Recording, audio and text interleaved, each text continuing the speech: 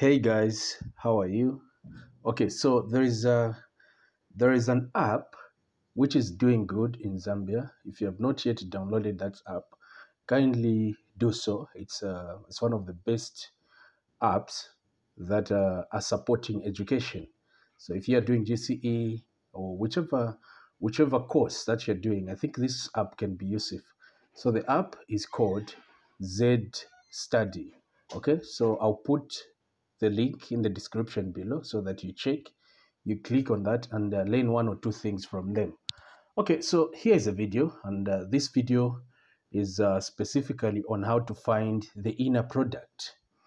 So when we talk about the inner product, we're simply talking about the multiplication of two functions. So you can see we've got this function and this function.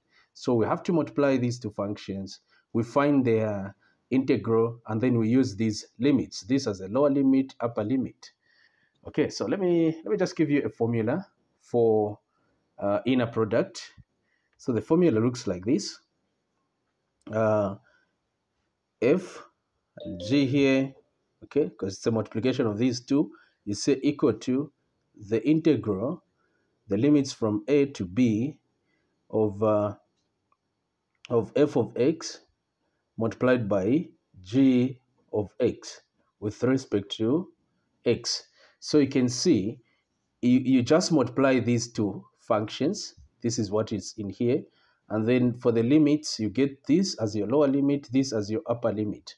So let's try to plug in and see how it will come out. So we have the limit there, lower limit is a 0, upper it's a 1. And then f of x, that is x. G of x, it's x power 2. Okay, so you get those two limits. You functions, you multiply them, you are probably getting a 0, 1 here as the limits, and then when you multiply these two, you get a x power 3, and then dx. So the dx is what we are expecting. Remember the laws of indices, same bases, you write the base and add the powers. 1 plus 2, it's a 3. So now from this stage, we can now apply this integral sign. So when you apply the integral sign, we have a 3 plus a 1 over 3 plus a 1. Okay, so this is how we work it out. So let me simplify it further.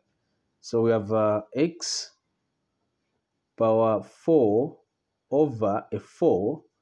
And then for the limits, remember we have these limits. The lower limit will come here, the upper limit will be right over here. So now from this stage, we can now fuse in the upper limit. So what is the upper limit? It's a 1, so it will be 1 power 4. You put a 1 here, 1 power 4 over a 4. So here you substitute a 1, the power will remain and the denominator will remain. We say minus, you substitute a 0, 0 power 4 over a 4. Okay, so from this stage, we shall get a 1 over 4. So this 1 over 4 minus a 0. So it will just be 1 over 4 minus 0, which of course will just give us a 1 over 4.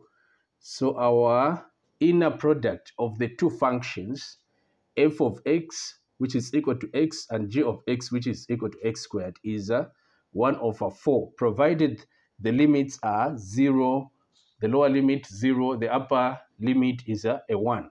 So this is the solution. Now listen, there is a word which is called which we call orthogon. So when they say orthogon,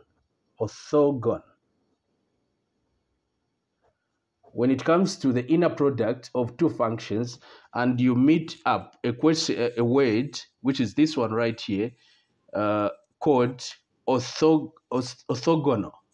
So orthogonal will simply mean the inner product of the two functions will be equal to 0. Here we found 1 over 4. But for orthogonal function, you get your answer to be equal to a 0. Thank you so much for watching. Just a reminder to the people in university, your class has started. So make sure you join our university class. And if you want to be part of the class, university class, this is a number. You can get in touch with us. We'll be able to add you to the class and start learning with everybody. Thank you and bye-bye.